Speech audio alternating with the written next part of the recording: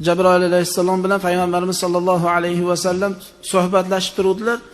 Abu Zaril G'iforiy radhiyallohu anhu kelyaptilar. Payg'ambarimiz sollallohu alayhi va sallamga aytdilar Jabroil alayhissalom. Abu Zarmi bu kishi kelayotgan dedilar. Payg'ambarimiz sollallohu alayhi vasallam ha Abu Zar dedilar. Siz qanday bilasiz bu kishini Abu Zarligini? Yo Rasululloh, bu Abu Zarning maqomi, martabasi, hurmati butun farishtalarning ichida hamma bu kishini hurmat qiladi. Hamma e'zozlaydi. Farishtalar hurmat qiladi. Payg'ambarimiz sollallohu alayhi vasallam so'radilar, "Nimani evaziga? Abu Zarning nima amali Xudoga ma'qul?" Payg'ambarimiz sollallohu alayhi vasallamga aytdilarki, "Bu kishi sura Qul huvallohu ahadni ko'p o'qiydi" dedilar. Kuniga 100 ta o'qimasa turmas ekan.